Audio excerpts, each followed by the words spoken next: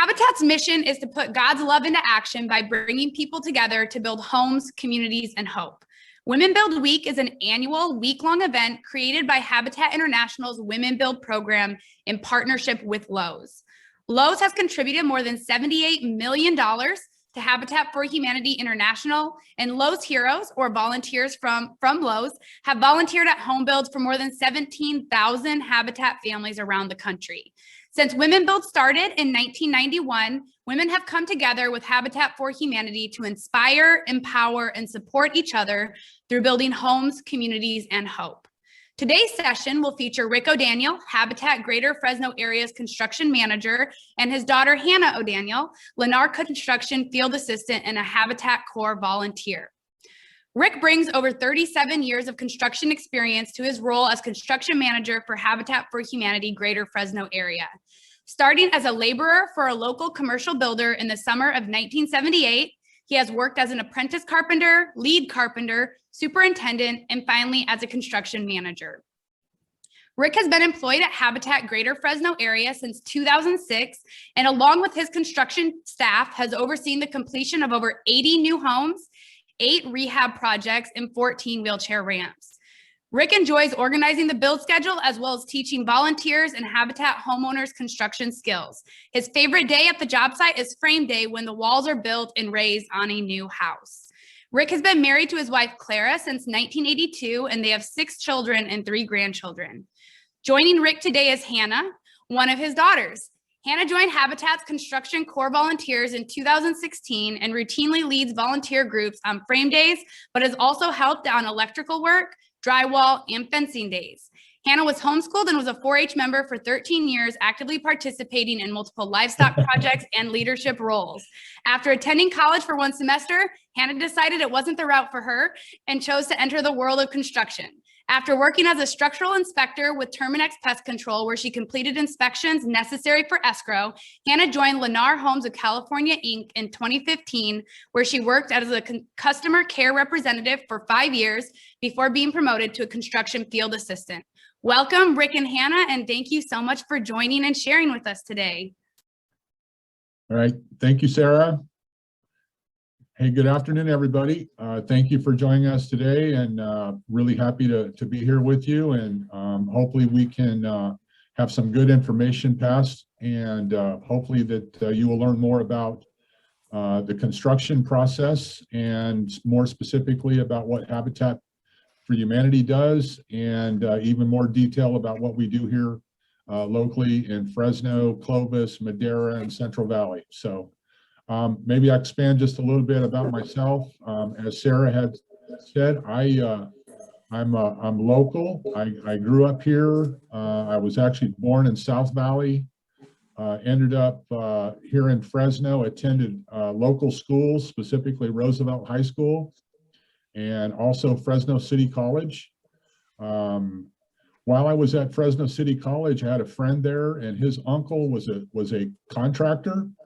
And he was looking for laborers to help out on a construction site. And so, like Sarah said, in the summer of 1978, I was 20 years old. That's when I got my first construction job. Absolutely started at the bottom. If you don't know what a construction laborer does, he or she does all of the heavy lifting, all the carrying, all the cleaning, all the sweeping, all the shoveling, all that kind of what we would consider entry-level type construction things. But through that, I started to learn more about construction and got promoted up to being an apprentice carpenter. That's where you actually start learning more of the construction skills, how to measure, cut, nail, install material, that kind of thing. And then that track will take you as far as you want to go, all the way up to project manager. Now, my personal opinion about construction is that's the best way to start. I'm not anti-education or degree, college study, anything like that. But I will tell you that to be a very proficient construction manager, you have to understand the very basics of all the trades. And I'm very fortunate, I think, to have started actually at the bottom. So anyway, working my way up through those years. My last job I had before I started working at Habitat, I was working for what was called a custom home builder. The company I was working for was building about 120 semi-custom homes per year. The sizing would start at about 2,000 square feet all the way up to about 5,000 square feet. The cost of that would be 500,000 up to about $1.5 million sales price. And so worked on that for a lot of years. Maybe some of you recall or are aware of the housing bubble that we had back in the mid 2000s and the subsequent crash. The housing bubble burst, and through that situation, I was out of a job. A lot of people were out of a job at that time. Like I said, I was very fortunate. My oldest son was in a Bible study at that time. In that Bible study was the director for Habitat for Humanity at the time. And my son put a prayer request out that his dad needed a job. And through that process, there was the executive director for Habitat was in that Bible study. He heard that prayer request, got my name and contact information, called me, and offered me a job. And I went to work for Habitat immediately, and that was in the winter of 2006, and I've been with Habitat ever since.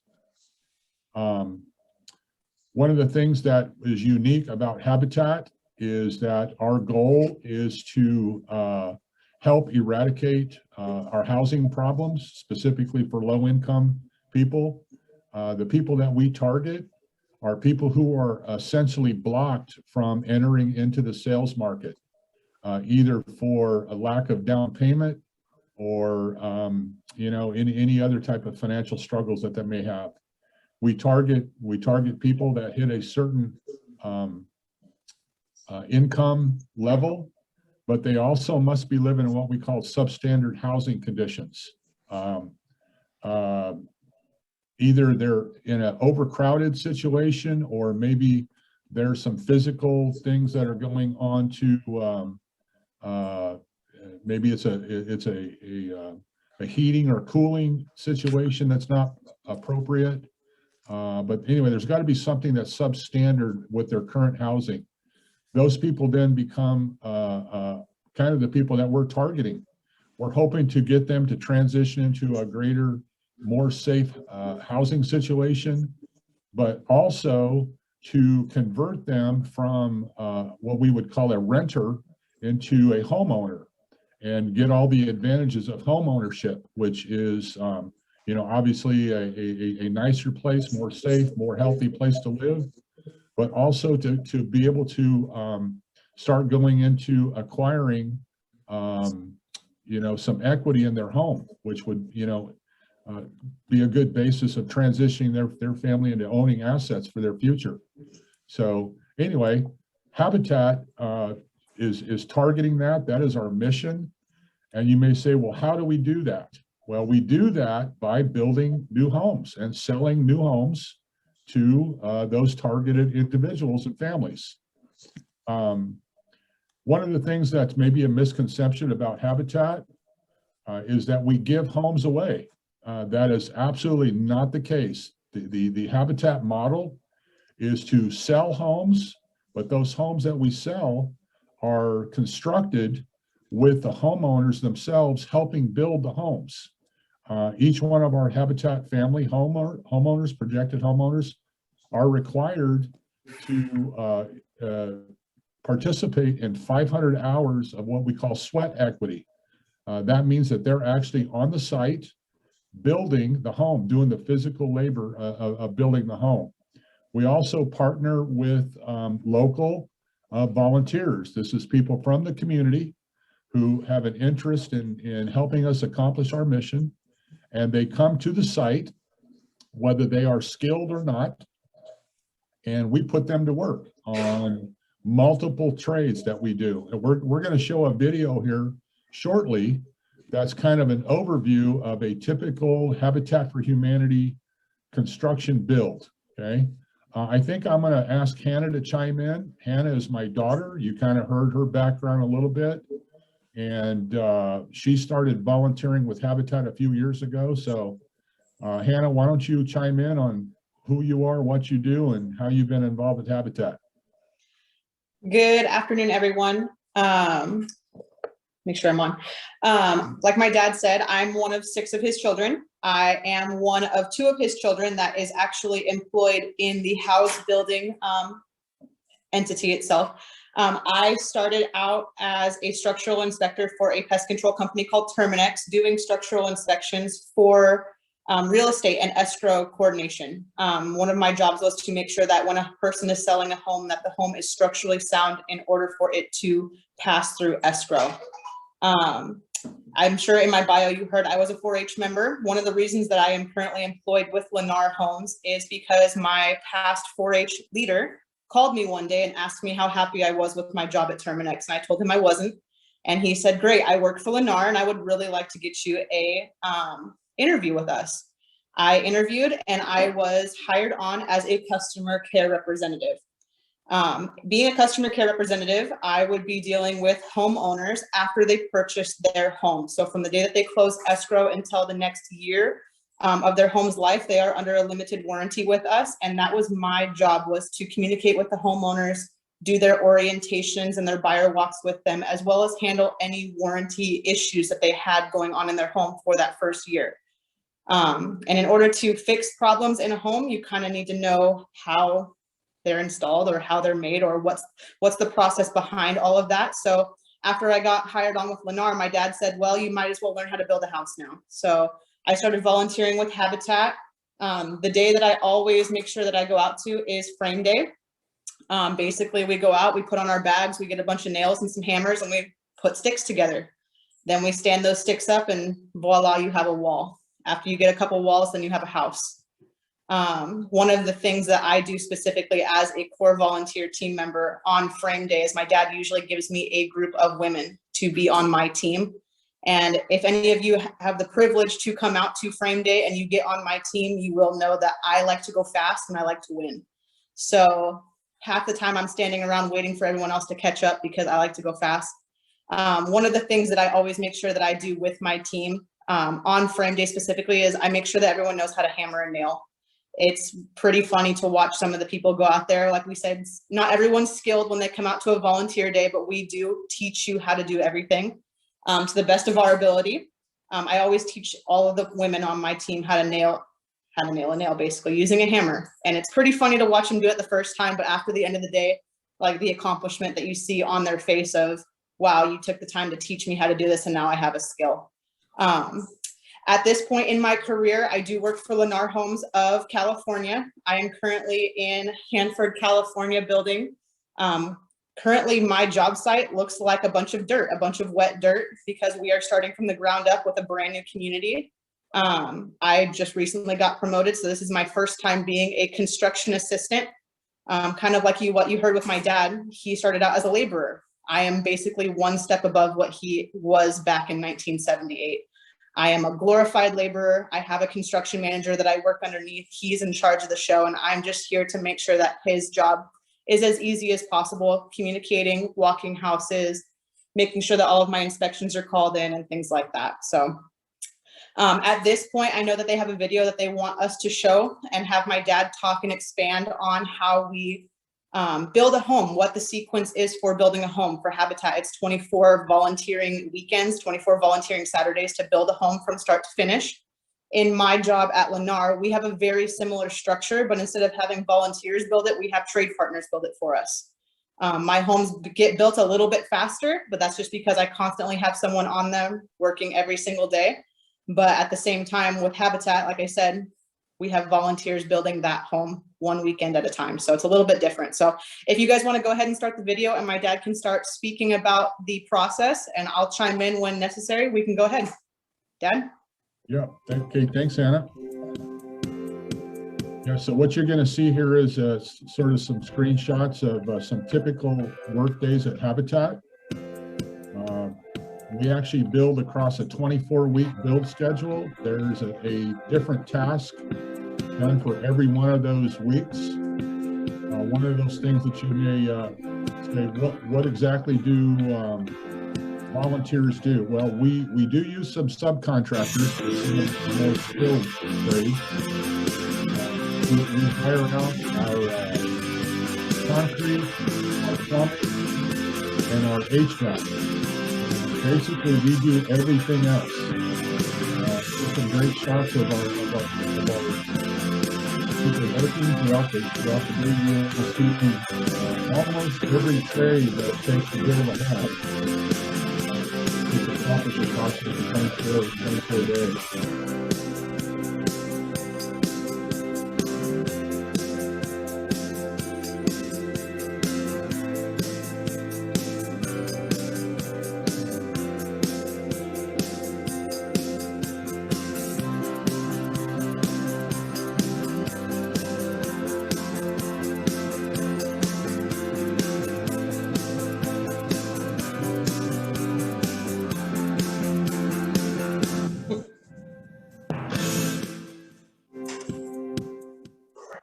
Okay, that was a nice video. Thank you, Megan and Sarah, for putting that together.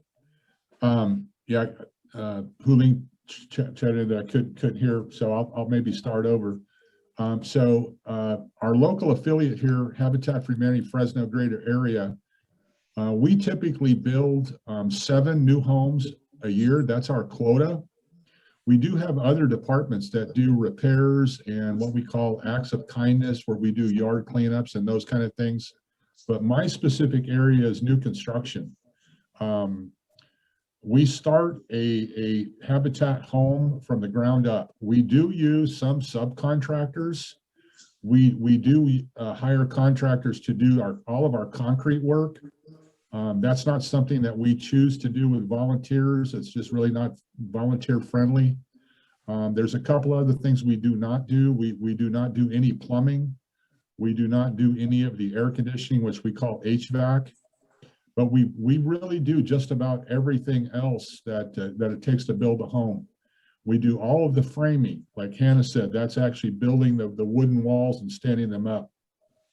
We do all of the siding. We do all of the roofing. We install the doors and the windows. We do the insulation. We do drywall. We hang the doors. We do all the baseboard. We do the landscaping, the fencing. All of that is done with staff and volunteers. Now you say, well, how do you do that? Well, what you may, there's another misconception that happens, that you think that Habitat only uses skilled employees, and Hannah kind of alluded to that. That's kind of a misconception. What we do is we have some very highly skilled staff. I have a staff of myself plus 4 others. Those people that are on our staff are skilled in multiple trades. What happens is we have a work day on Saturdays only. Some other affiliates work throughout the week, but we choose to work on Saturday only. We think that's the most efficient way to use our time with volunteers. That's when most people are available. So we have a big work day on our sites on Saturdays. Most people will sign up in advance, and that's kind of where Sarah comes in, is she recruits the volunteers and then gets people to the site. It's my responsibility to be prepared for the volunteers. That means we have our staff there, the material that needs for the day, all the tools that are needed for the day. And really that leaves one thing. We need to get our people trained up, proficient in whatever the task is for that day. You know, Hannah alluded to frame day, learning how to nail. You know, in our society right now, that's kind of a foreign thing. There's not a whole lot of people that have been taught to do some of those tasks. So we take the time to get trained up with, like I said, whatever task is for that day. One of the things that we've learned is that if you come out for one task, like framing, you get to learn, like Hannah said, how to nail a nail. Well, that task on framing gets translated into other tasks, like doing roofing. If you learn how to nail a nail at framing, you can do the same thing on roofing day or on drywall day or siding day. You know, the basics of construction is measure it, cut it, install it, repeat. And that's what we tried to accomplish on Saturday. One of the things that we do is we do multiple houses at the same time. So we will, like I said, to do our quota of 7 homes per year, we start houses on what we call a construction stagger. That means that we start a new home every 6 weeks. So every 6 weeks we have a frame day. And we will have no more than 4 houses going concurrently. If you Hey, Dad, let me cut you off for a second.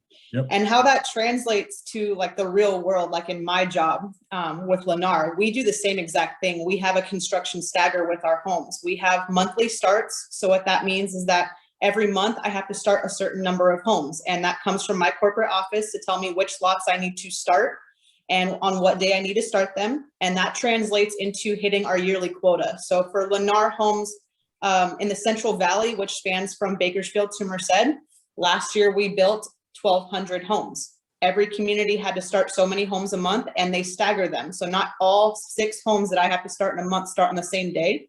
They start 2 or 3 days apart, and they go throughout the month. So what Habitat is essentially trying to do is to recreate a real life scenario using only volunteer and some extra labor on the side of that. They try to really make it into being as close to a real life situation as possible. So what my dad is doing by staggering these and having multiple different groups of volunteers coming out and working on multiple homes at the same time is as close to a real scenario as possible. Thank you, Hannah. That's absolutely accurate. And I learned that from working for a for-profit builder, and like you said, I'm trying to reproduce that here at Habitat.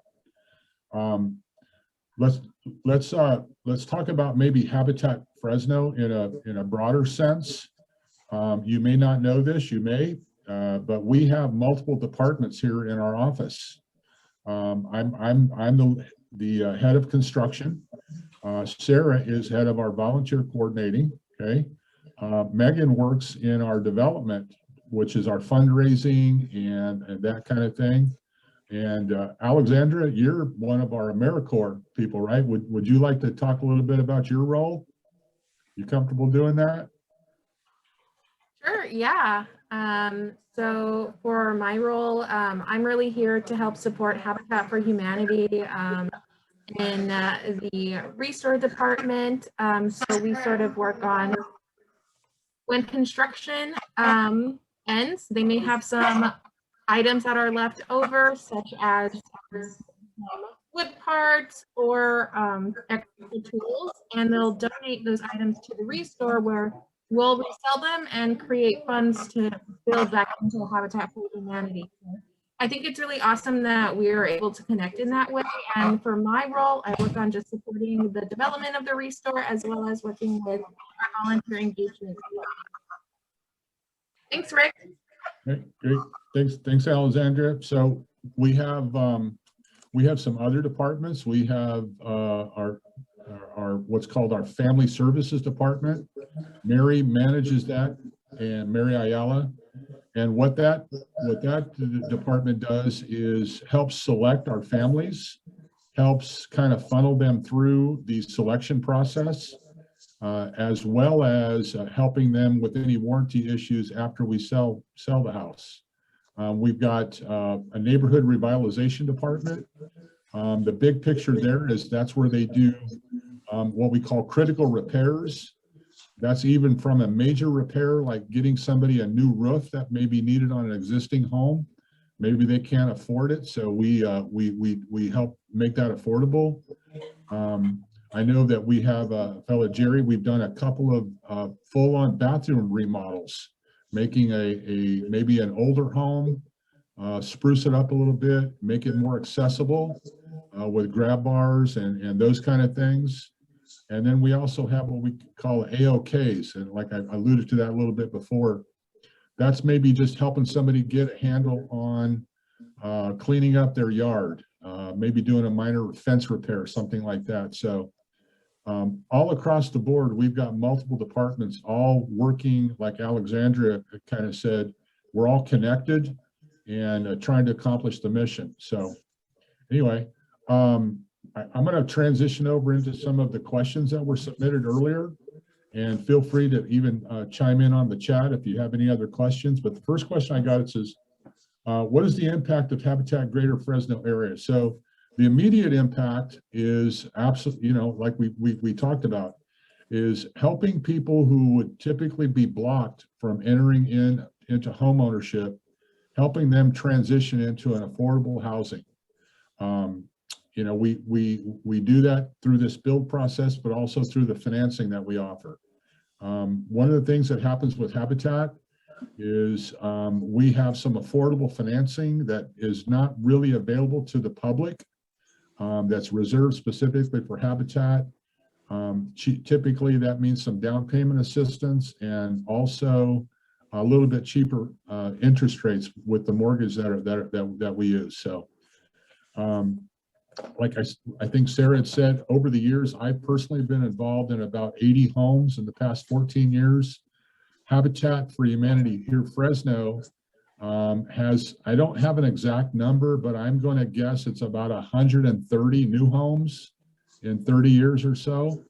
And that doesn't count all of the critical repairs and remodels that we've done also. So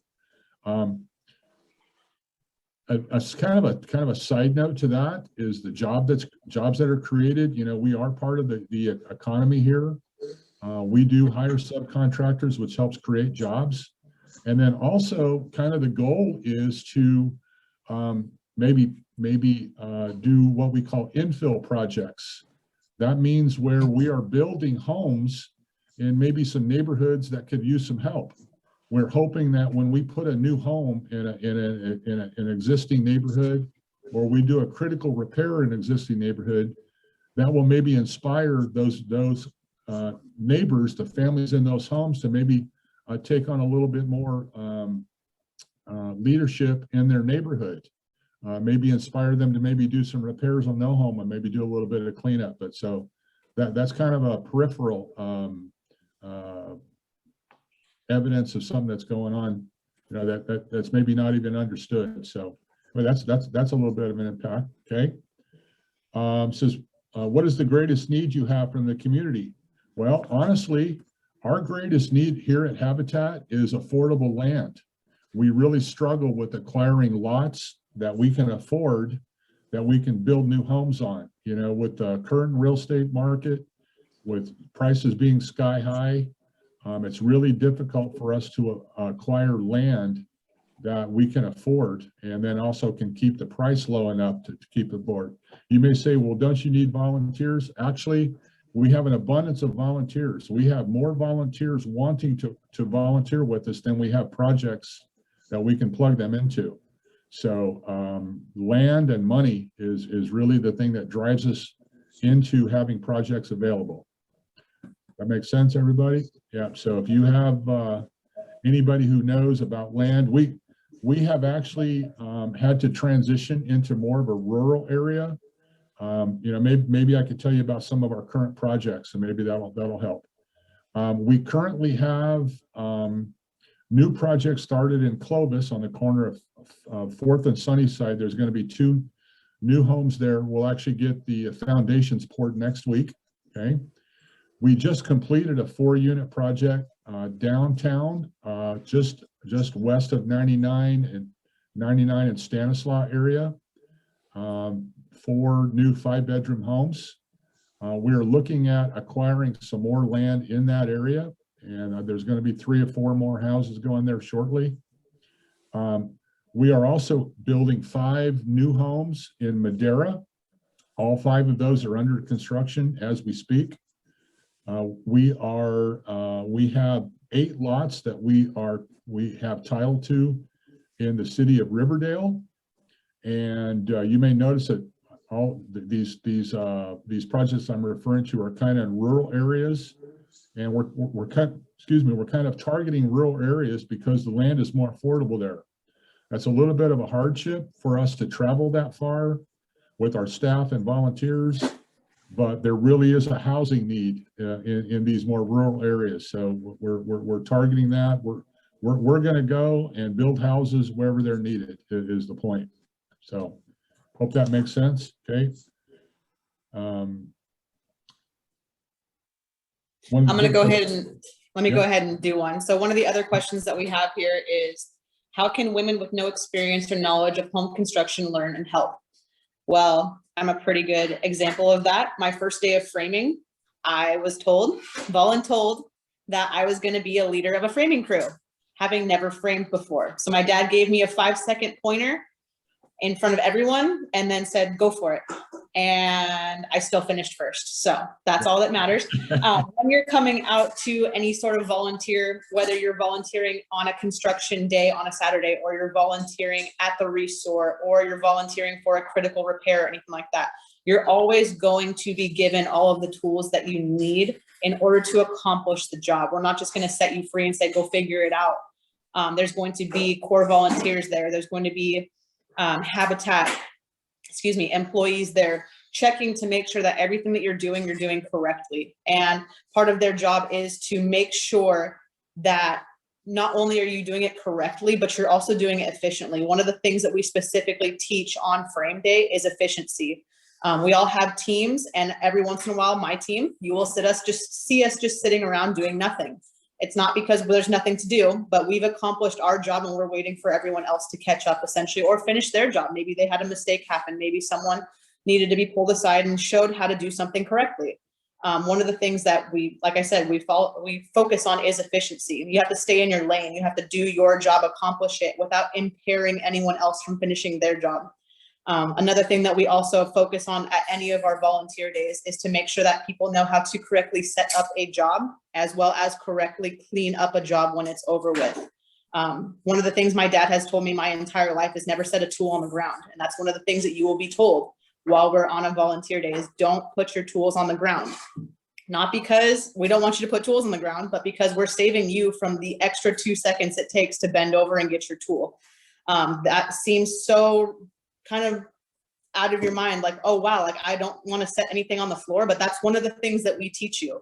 So if we can teach you not to set a tool on the ground, we're definitely going to teach you how to accomplish the job that you're there for on that day. So cool, Hannah, thanks.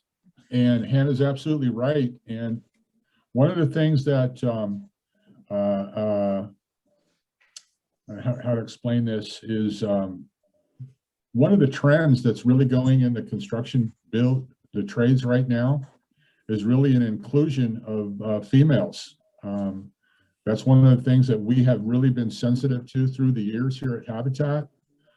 Quite honestly, when I was hired, I did not expect that. Kind of came from the old school and kind of was profiling some of the females that were coming out inappropriately, kind of reserving out some of what I thought was the easier task for them to do, because that was my culture. And shortly after that, I learned that first off, it was inappropriate to profile people. The second thing, I was underestimating what some people could really do before I gave them a chance. So we include everybody at our Habitat sites. I mean, you think about it, everybody has some sort of limitation, whether it's your body, your strength, just how much you can pick up. But what we do is we assign work as a team. So, you know, if I'm a carpenter and I'm working by myself all day, I have certain expectations. You know, I may have to pick up one piece of plywood all by myself. Well, on a frame day or a job site, we know that that's maybe not possible. So we work as teams. If it takes 2 people to pick up plywood, that's what we use. If it takes 4 people, and that's not specific to gender, it's just, you know, this is how we work as a team. You'll see a whole lot of people on a Habitat job site. On a frame day, we would typically have between 25 and 30 people. If you go out to Hannah's job site and you're seeing a team, a framing crew, they're probably going to have between 3 and 6. So we try to be really inclusive. We try to get as many people on the job site as we can, spread people out and let them have a great time and participate in that. So Making sense? Okay, next question. Oh, hold on. I want to expand on that last one time. Okay, Just to expand on what my dad said, you're going to see a lot of people out on our job site, a lot of people at Habitat volunteering, and we're all working towards a common goal. And one of the things that like my dad has really instilled into me, regardless of who I am as a person, or I'm a girl and I work really hard. And one of the things that my dad's always instilled in me is that I just have to try.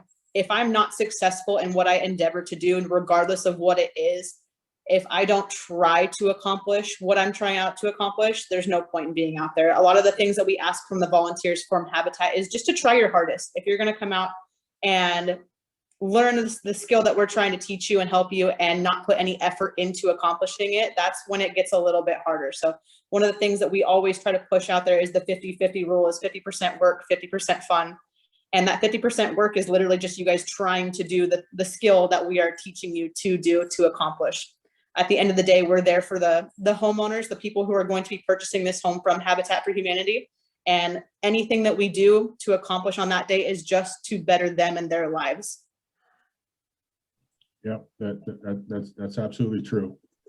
So thanks, Hannah. That kind of goes to the attitude that we have at the job site. And, you know, I think you kind of understood, I've been in construction my whole life almost. And there's Hannah can attest to this. You know, you go out on a regular job site, it's really pretty tough. You know, it's either hot or it's cold or it's wet. Usually it's not often very friendly. You know, it's often, well, it's a construction site. It can be very hostile at times. That's correct. And that's not specific to gender. It's just specific. That is 100% not specific to gender. I piss just as many people off as they piss me off. And that's one of the things that we do different at Habitat. Is the Habitat job site, like Hannah alluded to, is 50% fun, 50% work. We still get the work done. And I'll tell you, we also get the work done with quality. We actually get compliments from our inspectors, our city inspectors, on the quality of work that we do. And but we have a fun time while we do it, which is really a different kind of attitude than what we call in the for-profit world. It's funny, I've actually shared inspectors. When you're in a municipality, you tend to get the same inspectors. I've actually had an inspector in Fresno who was my building inspector, who told me that he inspected my dad's Habitat houses and was so impressed at how much better they were than the houses that I was turning out. Yeah. Not to knock Lennar at all, but it was very funny to like have this guy come up and talk to me and be like, oh, you're Rick's daughter? Wow, those houses he builds are so much better. Well, thanks, Anna. Didn't know that. Just stroking that ego, Dad. Yeah, thanks. So, but one of the things that people ask is, you know, it's kind of alluded to, well, you build houses with volunteers. Do you get breaks from your inspectors? Do they let you get by with some things? And the answer is absolutely not. There is no way in the world that we would ever want to do anything that's substandard, cut any corners, try to hide anything from an inspector, or not do it per code. So we're kind of priding ourselves on our quality that we're turning out. We want our homes, once they are sold and closed to our homeowners, we want them to be what's called sustainable. What that means is they're going to last as long as they were designed to last. We do not want a homeowner to get into a home and have some sort of problem that's either going to cost them money, going to cost them some time, or maybe put them in a situation that they don't even know how to repair. So our homes are supposed to be just as high a quality as any other builder in town. Okay? But one of the things you have when you have your homeowners for Habitat for Humanity being on the job site and helping every volunteer weekend is that they do start to understand how the home is built and what some of the repercussions of the way that we build homes pertains to. Like I said, I worked in customer care and warranty for Lennar Homes for 5 years.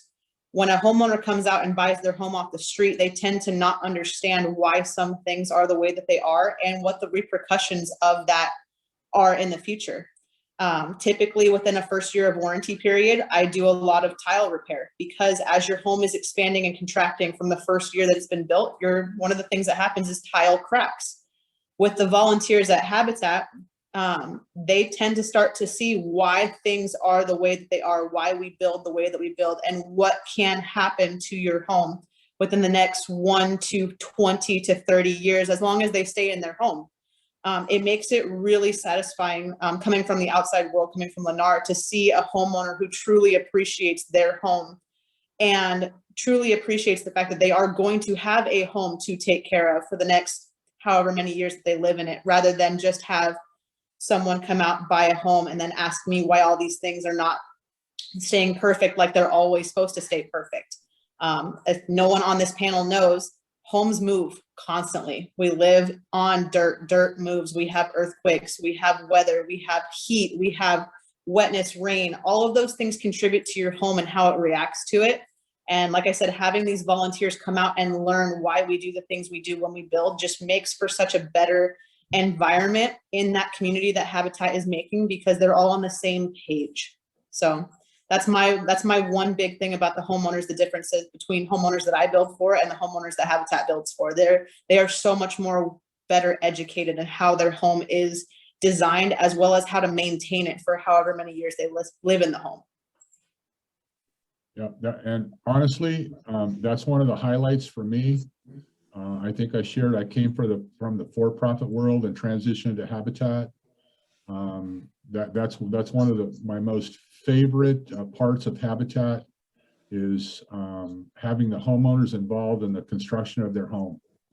That's really the unique thing that separates us from everybody else.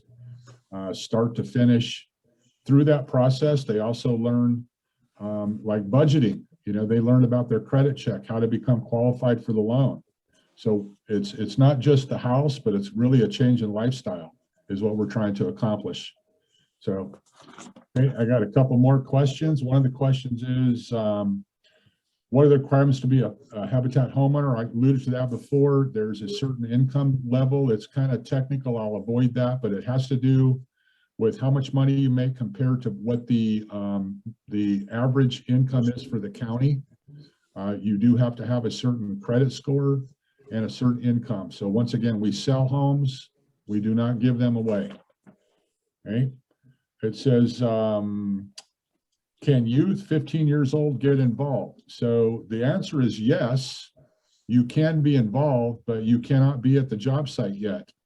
We are, you know, because of legalities and you know, insurance requirements and really labor laws, we are limiting new home construction to people who are 18 or older. There's a couple of exceptions to that to people who are 16 and 17. But if you're under 16, you're going to be limited to the restore. And I don't know, maybe Sarah, do you want to touch on that for just a minute? Yes, definitely. And I did answer a question in the chat as well. So at new home construction, a lot of our age requirements are not dictated by us as a local organization, but they are controlled by OSHA, Cal OSHA specifically guidelines, as well as our insurance through Habitat International. And so typically on new home construction, all of our volunteer opportunities are specifically for 18 and older. However, we do have some strategic partners, specifically with schools and or programs where we are able to host a group of youth that are 16 and 17 on specific tasks. So there's a lot of little check marks that we have to hit. If you are with a school, if you're with a program, or you are a youth, feel free to reach out to us directly at volunteers@habitatfresno.org. There are different ways, like I said, that you can get involved with new home construction, but there are a lot more criteria based on Cal OSHA and insurance guidelines. However, we do have a lot of other ways that youth are able to get involved with Habitat programs. One of those is neighborhood revitalization. If you participated in the webinar yesterday, you heard a little bit more about acts of kindness. That is a great program for our volunteers 14 and older. 14 and 15-year-olds do have to have an adult on site with them 16 and 17-year-olds are able to volunteer on their own. We also host special events through neighborhood revitalization that are considered family volunteer events. And so the family volunteer events are typically geared towards 7 years and older. And then lastly, we also have our Restore, which is that is going to be our most standard structured Monday through Saturday. So a lot of youth get involved because it is available on the weekends, but we were able to host volunteers 14 and older at the Restore as well. That same guideline of 14 and 15-year-olds do need to have an adult accompany them, and 16 and 17-year-olds are able to volunteer on their own without an adult accompanying them on site. And then we have special events that come up throughout the year as well that help us engage families and our younger volunteers. But if you do have more specific questions, if you do have a class, if you do have an organization, if you are under 18 and you want to find out how you can get involved, please reach out to me directly at volunteers, VOLUNTERS at habitatfresno.org. I will also put that email in the chat. Not to take away from anything that Sarah just said, I just think it's funny that there's child labor laws, because growing up on a farm, we didn't have child labor laws. That's true. Don't tell anybody. At this point, Dad, do you have any more questions that we need to ask, or do we want to have Sarah open it up for question and answer, because we are pushing time? Yep. Sarah, you got some questions you'd like to ask? Yeah, I'll kick it over to Alexandria. So it looks like we are receiving one question right now. This would go to Hannah. In what ways have you seen a woman CORE volunteer transform? Alexandria, I hate to be rude, but I can't hear you. I couldn't hear you. I couldn't hear you either. Sorry. Sorry, are you able to hear me now? That's much better. Thank you. Yeah. Okay, I'm just going to lean in really close. So the question is, Hannah, in what ways have you seen a woman CORE volunteer transformed? Many ways, actually. I have had a woman CORE volunteer on a frame day almost break down in tears because she thought that she was hindering my team. She thought that she was going slow. She thought that she couldn't do the job that we were set out to do. And in some ways, she was physically unable to bend over and pound nails into studs. So besides the encouragement factor and besides the training factor, what I basically explained to her was, this just isn't the job for you, but we have plenty of other jobs that you can do. So leaving my team behind, I took her specifically, went over to my dad and said, Dad, it's not working out. Nothing's wrong. We are doing just fine on our own. Where can we help? Where are we short? And this lady in particular, she was like, I'm a great organizer. So I basically just set her around the perimeter of the home, and her job was to make sure tools were not on the ground, to make sure that ladders were in place where they were supposed to be. I actually ended up having her take a broom and she swept off all of the anchor bolts where we put the walls on top of the anchor bolts because it has to be clean. She ended up tagging foam on the bottom of all of our mud sills, which is the bottom plate that goes in between the slab and the rest of the wall. Basically, at the end of the day, she came here to that volunteer day expecting to pound nails all day. She had her heart basically broken because she was not very good at pounding nails. And specifically for her, we just decided that there was another job that she would excel at. And she did. The job site's never been cleaner. She learned that she was still an important piece of the puzzle for us, and we accomplished everything we had to that day. And at the end of the day, she hugged me and cried on my shoulder and told me how great of a time she had. And I think she still comes out. I forget what her name was. I think her name was like Miriam or something like that. She volunteers with one of the banks that comes out every couple of months. And she does the same thing every time she comes out. So that's one of many countless stories. I could tell you a million stories. Like I told everybody, I always teach everyone on my team how to hammer nails. And at least once every time I have a group, one girl goes, oh, I can't do it. Oh, I can't do it. And then I show her I can hammer a nail in 3 strokes. 3 strokes is average in a man's world for guys who use hammers. Most people still use nail guns these days. Habitat volunteers, we're not allowed to use nail guns, so we have to use actual hammers. And I show them, if I can do this, you can do this too. And half the time I just have to tell the girls, just hit it hard. Because they're just tap, tap, tap, tap, tapping. I'm like, no, screw that, hit it, let's go.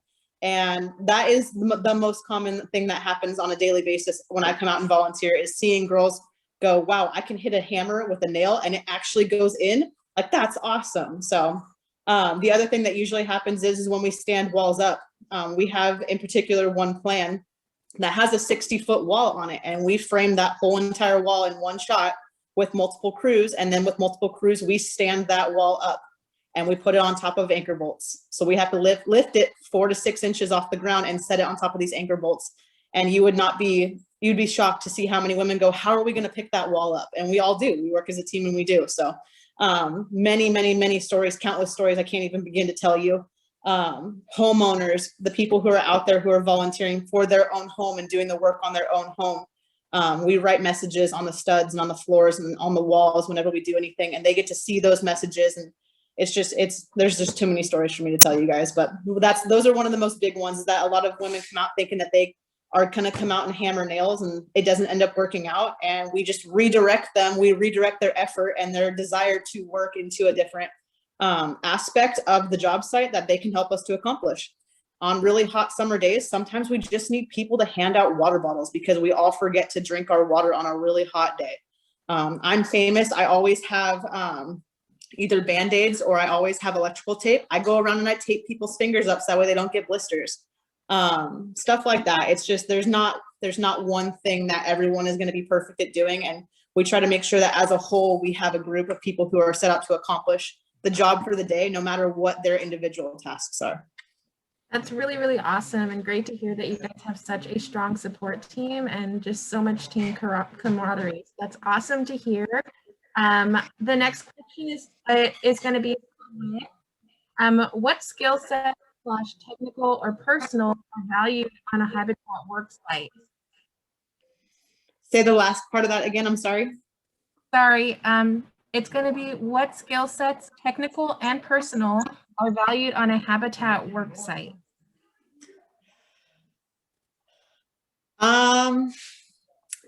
This might be better for my dad, but as far as I'm concerned, skills wise, you don't have to have any skills, guys. You really don't. You have to be, like I said earlier, you have to have a desire to want to work. I don't know if anyone told you or not. I'm only 26 years old. I'm technically a millennial. One of my biggest struggles that we have, and especially in the Lennar world, one of the biggest skills or things that we deal with is not having enough labor. Our contractors don't have enough people to work for them, because in today's present day and age, we don't really have a lot of people who still want to physically go out and work. We have a lot of people in today's age, because we're a technical generation, who want to work tech jobs, who want to go sit in an office. No offense, everybody. No offense to anyone who sits in an office, but there is a lack of labor that happens out in the world right now, especially with home building on my aspect. So when we're at a Habitat Volunteer Day, the fact that anyone wants to come out and physically work with us, that is probably the biggest blessing that we can have on the job site at that particular day. As far as skills go, we specifically have jobs on the job site, like power tool jobs, ladder jobs, things like that. That's where Core Volunteer come in. We are all trained on how to properly climb a ladder, even though you will see me improperly sitting on a ladder all the time, but don't tell anyone. We have specific people who are dedicated to working a jackhammer. We have specific people who are dedicated to working a chop saw. If you guys think that you're going to come out and saw a piece of wood in half, you're not. So don't worry about it. Okay. Yeah, and let me chime in on that too. Hannah's absolutely correct. You do not need any specific construction skills. Desire is the big deal, like she said, and also just the idea that you like to get along with people. You know, you like to work as a team, that kind of thing. Let me tag team also for the real world. Hannah alluded to it. There's a shortage of labor. There is contractors and subcontractors are screaming for people to come to work for them. They cannot find people. You know what that all means? That means that the prices have gone up. You can make a very good living, earn a very good wage in the construction world right now. That was not always the case, but construction is a lot more technical than it used to be, and it's highly skilled, and that translates into greater pay. Specifically for contractors, if you have like my dad said, if you have a specific skill and if you are good at that skill, you can go out and make a lot of money. That's correct. That's really, really awesome.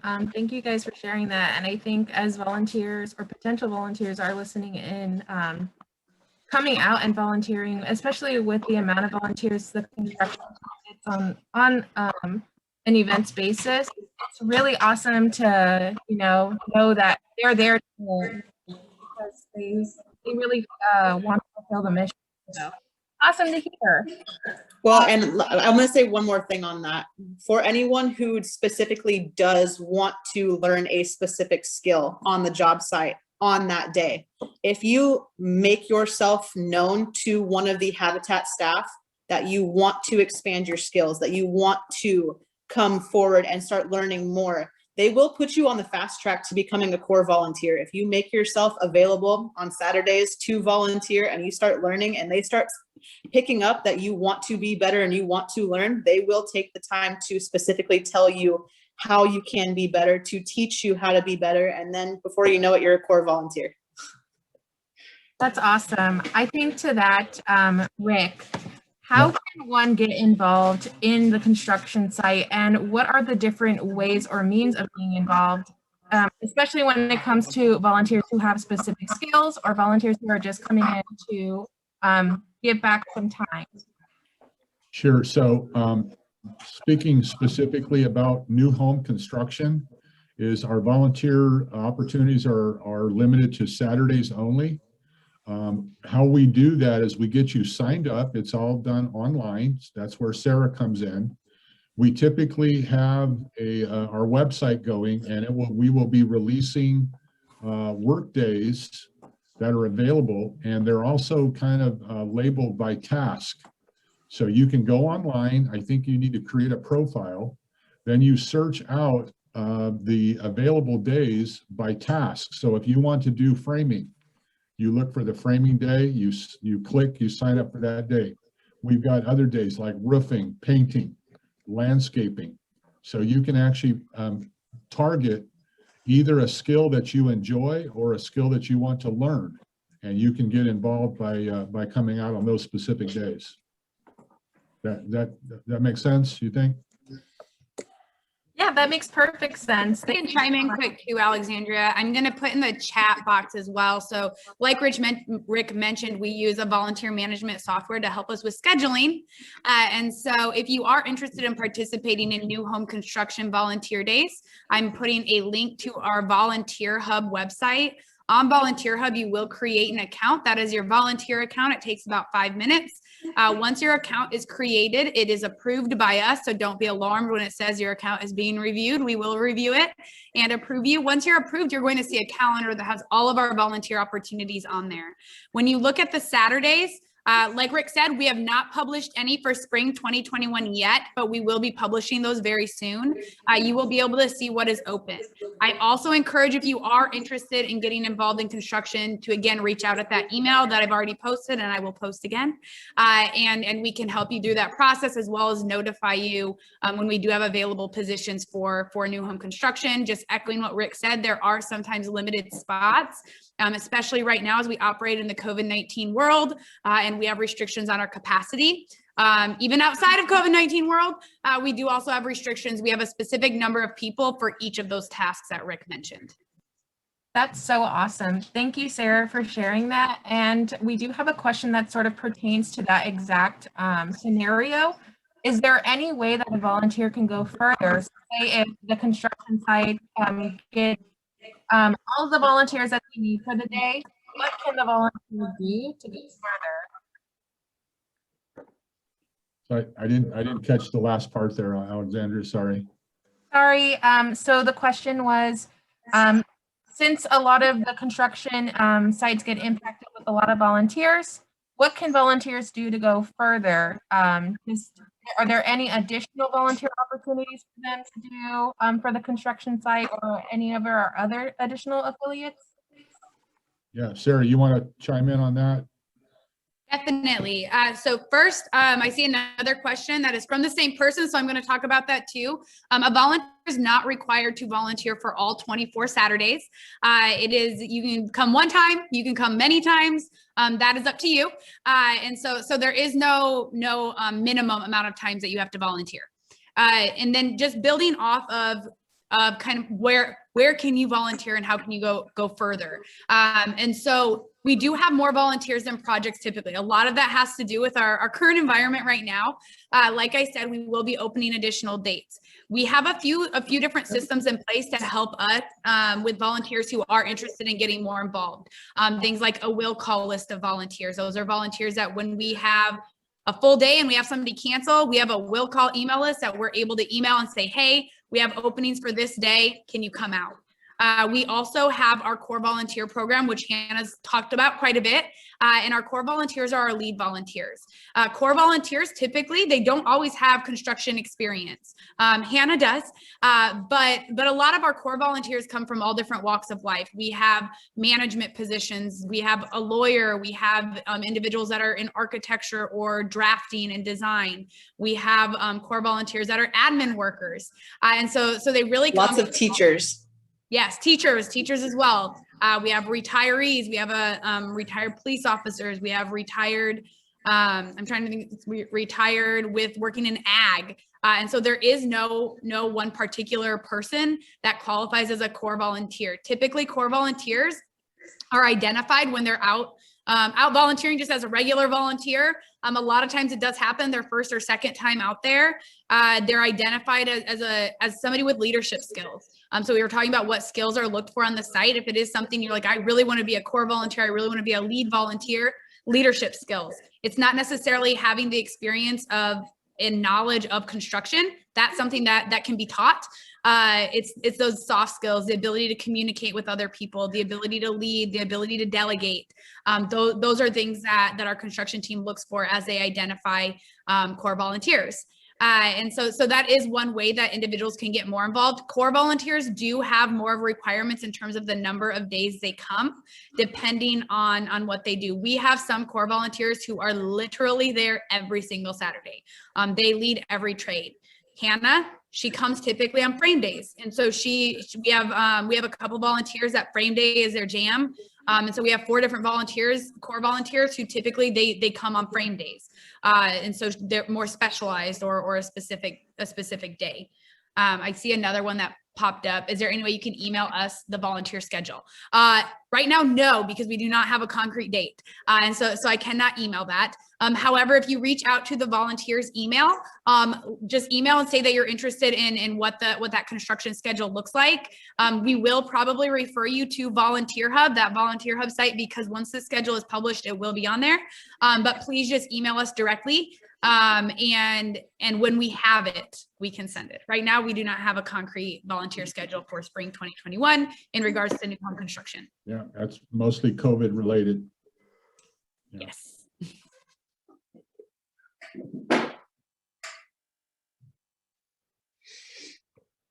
Does anyone else have any other questions? Any other questions?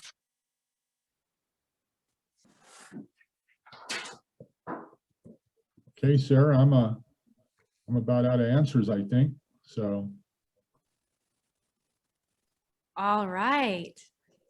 Sounds great. Well, thank you so much, Rick and Hannah. As we revert over, I'm going to turn it over to Megan here to start up our closing video.